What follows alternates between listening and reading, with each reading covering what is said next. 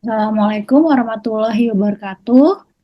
Sebelumnya, perkenalkan nama saya Yasinta Syandanandita dan NPM 037.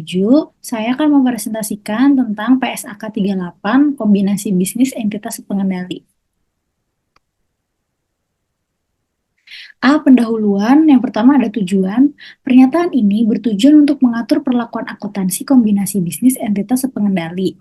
Yang kedua, terdapat ruang lingkup. Pernyataan ini diterapkan pada kombinasi bisnis entitas sepengendali yang memenuhi persyaratan kombinasi bisnis dalam PSAK 22, kombinasi bisnis baik untuk entitas yang menerima bisnis maupun entitas yang melepas bisnis. Pernyataan ini tidak mengatur kombinasi bisnis entitas yang tidak sepengendali atau entitas yang tidak berada di bawah pengendalian yang sama. Kombinasi bisnis tersebut diatur dalam PSAK 22 kombinasi bisnis. Yang ketiga, definisi. Berikut adalah pengertian istilah yang digunakan dalam pernyataan ini. Yang pertama ada entitas anak. Entitas anak adalah suatu entitas, termasuk entitas bukan perseroan terbatas seperti persekutuan, yang dikendalikan oleh entitas lain dikenal sebagai entitas induk. Yang kedua, ada entitas induk adalah suatu entitas yang mempunyai satu atau lebih entitas anak. Yang ketiga, ada entitas sepengendali adalah entitas yang secara langsung atau tidak langsung melalui satu atau lebih perantara, mengendalikan atau dikendalikan oleh atau berada di bawah pengendalian yang sama. Yang keempat, kelompok usaha adalah suatu entitas induk dan seluruh entitas anaknya.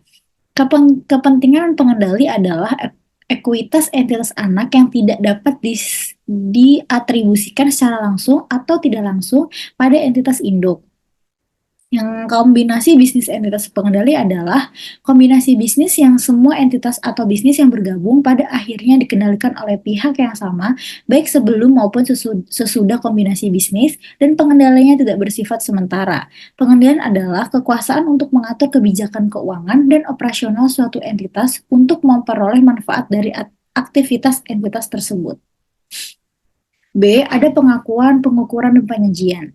Kriteria pengendalian. Dalam menentukan adanya pengendalian, entitas menerapkan kriteria yang terdapat dalam PSAK 4, laporan keuangan konsolidasian, dan laporan keuangan tersendiri paragraf 10-11.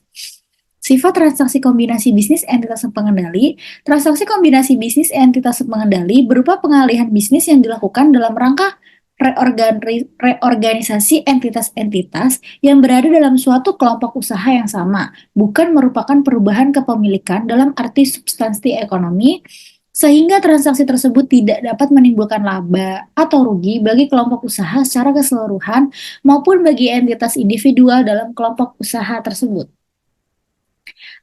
Entitas induk memindahkan sebagian aset neto dari entitas anak yang dimilikinya menjadi aset entitas induk yang bersangkutan. Transaksi ini menyebabkan perubahan dalam bentuk hukum kepemilikan atas aset neto, tetapi tidak menyebabkan perubahan substansi ekonomi kepemilikan aset neto tersebut. B. Entitas induk mengalihkan sebagian hak kepemilikannya dalam suatu entitas anak ke entitas anak lain yang dimiliki oleh entitas induk. Yang C. Entitas induk menukar kepemilikannya atas sebagian aset neto dalam entitas anak yang dimilikinya dengan saham tambahan yang diterbitkan oleh entitas anak lain yang tidak dimiliki sepenuhnya, sehingga kepemilikan entitas induk dalam entitas anak lain tersebut bertambah, sedangkan persentase kepemilikan pemegang saham non-pengendali dalam entitas anak tersebut berkurang. Transaksi pembelian saham atau aset neto milik pemegang saham non-pengendali yang tidak berada dalam pengendalian yang sama dengan pemegang saham pengendali merupakan transaksi yang mencakup perubahan substansi ekonomi kepemilikan dari pemegang saham non-pengendali ke pemegang saham pengendali. Oleh karena itu, transaksi ini bukan merupakan transaksi kombinasi bisnis entitas pengendali. Untuk kombinasi bisnis entitas pengendali yang melibatkan pertukaran dalam bentuk saham biasa, jumlah saham biasa yang digunakan sebagai dasar perhitungan laba per saham adalah jumlah agregat rata-rata tertimbang dari saham yang beredar setelah terjadinya kombinasi bisnis entitas sepengendali tersebut. Ada pengungkapan. Untuk semua transaksi kombinasi bisnis entitas pengendali, pengungkapan berikut disajikan dalam laporan keuangan pada periode terjadinya kombinasi bisnis. Nama dan penjelasan nama dan penjelasan tentang entitas atau bisnis yang berkombinasi.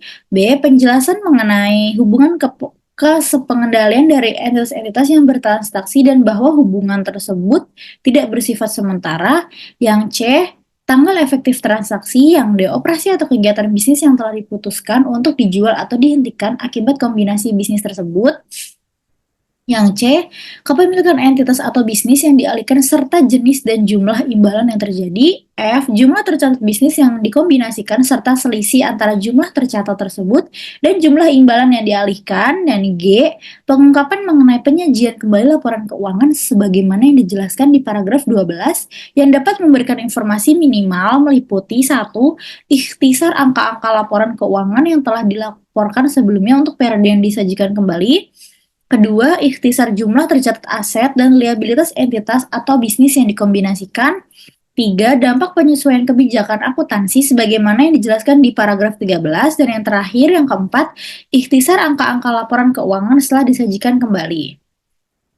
Entitas mengungkapkan saldo selisih yang disajikan dalam pos tambahan modal di setor, baik yang timbul dari penerapan pernyataan di atas, transaksi kombinasi bisnis entitas pengendali maupun dari transaksi restrukturisasi entitas pengendali sebagaimana disyaratkan dalam ketentuan transisi paragraf 22.